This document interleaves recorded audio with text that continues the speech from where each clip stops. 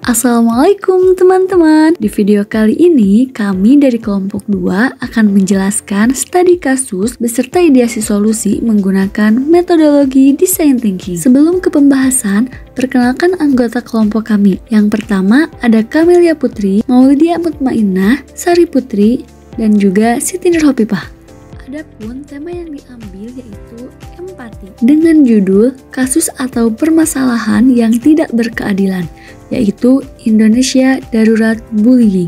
Terdapat beberapa kasus permasalahan yang terjadi di Indonesia. Yang pertama, siswa SD di Tarakan tidak naik kelas karena beda agama. Yang kedua, Indonesia Darurat Bullying. Yang ketiga, guru di Sulawesi Selatan bully profesi petani orang tua siswa. Dan yang terakhir, kaki siswa SD di Bekasi diamputasi usai dijegal dan dibully teman sekolah.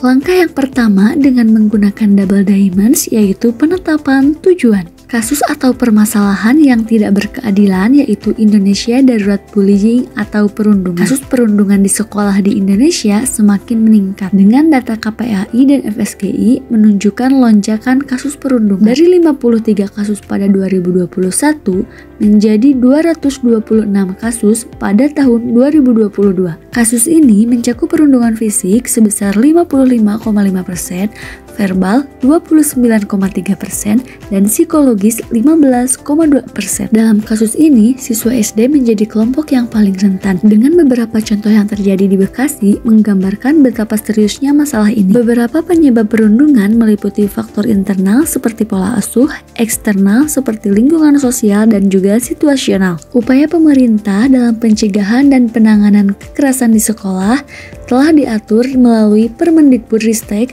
nomor 46 tahun 2023. Untuk tahap yang kedua yaitu eksplorasi pilihan.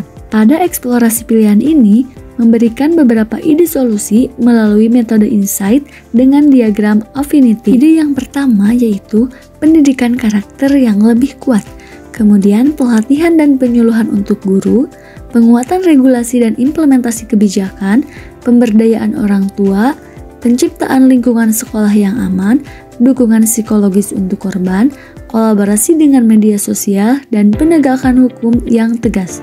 Kemudian, memberikan solusi melalui metode How Might We, yaitu sebuah teknik dalam desain berpikir yang bertujuan untuk merumuskan ulang pernyataan menjadi pertanyaan-pertanyaan yang lebih terbuka dan menciptakan solusi inovatif. Untuk pertanyaannya yaitu, bagaimana kita bisa merancang solusi di sekolah dengan menciptakan kesetaraan dan empati pada warga sekolah agar diskriminasi bullying tidak terulang lagi. Berdasarkan kasus-kasus yang dipaparkan, kita memilih salah satu solusi yang dirasa tepat yaitu pendidikan karakter. Pendidikan karakter yang lebih kuat karena dengan memiliki karakter yang kuat maka dapat menciptakan sekolah yang aman, nyaman, dan kondusif. Sekolah harus memperkuat kurikulum pendidikan karakter dengan penekanan pada nilai-nilai empati, rasa hormat, dan penghargaan terhadap perbedaan. Pendidikan karakter tidak hanya mengajarkan keterampilan sosial, tetapi juga menumbuhkan sikap moral yang mendukung pencegahan terjadinya perundungan. Untuk selanjutnya ada solusi yang tepat dan alasannya. Salah satu pendekatan yang dapat dilakukan untuk mencegah bullying di sekolah adalah melalui pendidikan karakter. Pendidikan karakter menekankan pada pengembangan nilai-nilai universal yang diperlukan untuk kehidupan bermasyarakat seperti kejujuran, kerja keras, toleransi, rasa hormat, tanggung jawab, dan empati. Nilai-nilai ini bukan hanya penting untuk membentuk perilaku individu, tetapi juga untuk menciptakan lingkungan sosial yang harmonis dan inklusif. Beberapa nilai utama yang terkandung dalam pendidikan karakter antara lain kejujuran, kerja keras, toleransi, rasa hormat, tanggung jawab, dan empati. Setiap nilai ini memiliki peran penting dalam mencegah perilaku bullying dan menciptakan hubungan yang saling mendukung di antara anggota masyarakat, khususnya di lingkungan sekolah.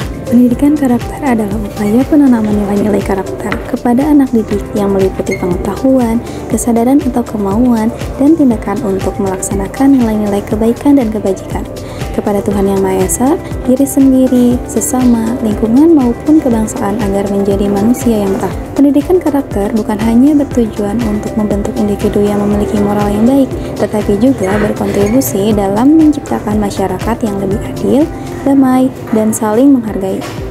Dalam konteks pendidikan, dengan menanamkan nilai-nilai tersebut sejak dini, sekolah dapat menjadi tempat yang aman dan nyaman bagi siswa untuk belajar dan berkembang tanpa adanya rasa takut akan perundungan atau tindakan kekerasan lainnya. Karakter dalam dunia pendidikan harus diperkuat supaya tidak terjadi lagi hal-hal yang tidak diinginkan. Karena tujuan pendidikan sendiri ialah tidak hanya untuk mencetak generasi yang cerdas saja, akan tetapi juga membentuk karakter yang baik sehingga outcome yang tumbuh adalah siswa yang berkepribadian, cerdas, dan berkarakter.